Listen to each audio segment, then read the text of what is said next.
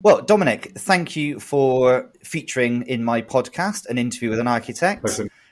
Welcome. And what I'd like you to do, if you can, please, is tell our audience about who you are, the practice that you're a director of, and introduce yourself, if you can, please. I'm Dominic Kramer, chartered architect. I've been practicing now for somewhere in the region of about 40 years. And that's been quite a wide range of practice, from places like the Milton Keynes Development Corporation, where I was involved in master planning. And you look back over 40 years, and there's quite a legacy there. I don't think at the beginning of one's career as an architect, you really perceive that you're going to leave quite a legacy. But when you work with numerous people and various places, and then when you look back and see the volume of work that you and other people you've collaborated with, that you've produced and built, it's quite outstanding. I think that's the great satisfaction. I suppose career satisfaction with being an architect is that legacy that you leave behind. If you're an accountant, you really don't leave much behind at the end of a working life. No. Whereas with an architect, I've got it's a particular part of Milton Keynes where I say to people, I still have that drawing that we sat down, three of us, and drew out a whole grid square of Milton Keynes, where the roads were going to go, where the housing, schools, everything, where it was all going to be laid out. And then you go back and, hey presto, it's literally years later, it's there. But also you pull out a map of Milton Keynes, and what you've drawn and worked on is there for everybody to enjoy. Work has also included school. We've done a lot of school work. We've done car showrooms for the likes of Honda, Volvo, and Kia. And also a lot of housing over the years for housing associations.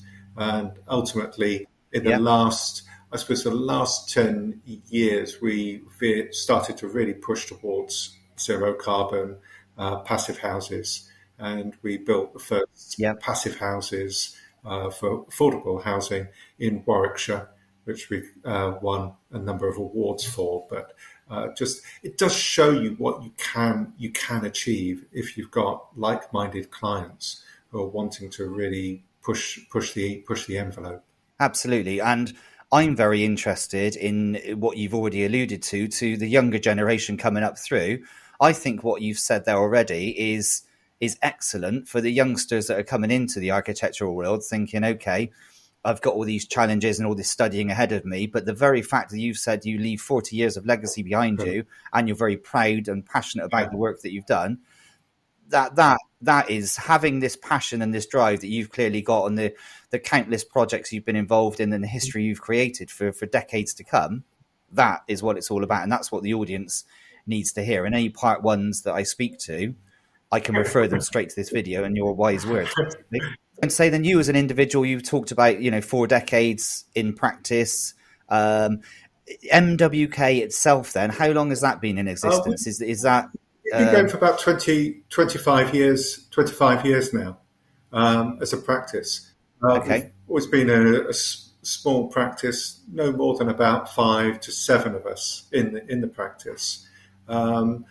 Over a mixture of architects, and also I think we've now got something like our 9th Part 2 student who's come through in that time.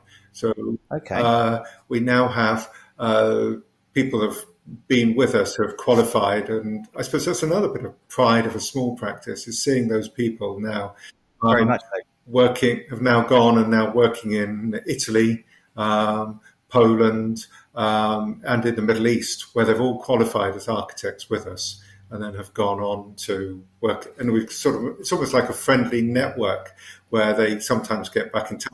It really is. And you can see where they're working. Very, very friendly small practice. It does allow us to do quite a lot of bespoke work. So with that small size, we're very flexible to be able to turn our hands to various projects. I suppose that flexibility to date, possibly one of the proudest projects we've done to date is the visitor centre for the 78 Durngate in Northampton. That's the only Okay. Macintosh house in England. They had a very small Okay. visitors area on the back of that building, which shouldn't really say this, but it was designed by John McCaslins, and we have since gone and demolished it and put a much larger visitor centre and gallery on the back of that building. And that's really just a visitor centre. It's allowed so much more to happen in that building culturally, in terms of people being able to visit. It's improved the way people are able to visit that building, and also the cultural offering of that building, in terms of its gallery spaces, exhibitions that it's able to hold.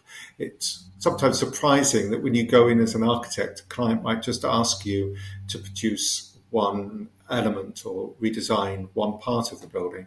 And then as an architect, you go back and have a look at it and then realise that there's so much more that you can bring to a project. You could sort of sit there and you could see that certain functions don't work quite well. And with very small interventions, you can really, and I think that's sort of possibly the satisfaction, a lot of job satisfaction we get from a building is that to go there and exceed our clients' expectations when they come away. Absolutely, yeah. Well, you can see very, very clearly, and I've held a good few of these meetings, these podcasts now with several architects from around the country of varying sizes of practices, but your passion absolutely shines through. You can tell that although you've already mentioned you're 40 years in, your excitement and drive is still, I would imagine, as you're as excited now as you were from day one by the seams of things. I also have to give credit to the younger members of my staff that keep me motivated. Of course. And make sure I'm at work in the morning on time. So you mentioned obviously the visitor centre and everything, and you're small enough to be flexible and take on all sorts of projects. Does that still include residential work, or where are you with the variety of projects? We'll only take on possibly one or two residential projects a year. Purely because of the demands of them and the other work that we're wanting, the balance of the other work that we're trying to do within the practice. So I think possibly one of the last, we've got a residential project in at the moment, but we're looking for residential projects that really interest us. We had one client that returned to us. Last time we did any work for them was about 20 years ago, and they came back to us with a lovely brief that they really wanted to explore how they could really retrofit their existing house to make it incredibly energy efficient. So that incredibly demanding project, and we learned a lot on that. But I wouldn't want to have 5 of those jobs all in the office at the same time. We would. No. Our sanity would sort of start to decline. Well, you're in a position, as you mentioned, you're small enough to be able to select these projects, and it's very good to be able to have a variety of different projects because it keeps the interest of all of your members of staff, of course, and that will continue to attract new members of staff to you, because lots of practices just work on residential, whether it be new build extensions or multi-unit houses of 100. I think it's one of the joys of working in small practice. I've worked for those large London practices where you go in and you work on the same project day after day for 18 months, and you just although we might sort of the pressure in small practice can be quite intense, but you come away thinking there is never a dull day in small practice, and you really don't know what today is going to throw at you. Which, when you're running a number of, I suppose the thing with a small practice, you're running possibly 7 or 8 jobs within the practice at any one time, so that gives you that vast variety that. Which appeals to me, which which larger practices, although they're nice projects, I wouldn't take that away from them, but just to continue to know that it's going to be same old, each day you come into work. Yeah. Each day you come to work. No, I agree. Each practice has their obviously place, and you've obviously found yours, and you're doing very well. So Dominic, thank you. This has been a really enlightening chat. Excellent. You've provided some excellent content. I thank you for doing that. And for those watching, please, feel free to subscribe and like this video, because it helps push the content and get the work of Dominic and others out there to a further audience. And Dominic, I thank you again for everything that you've done today.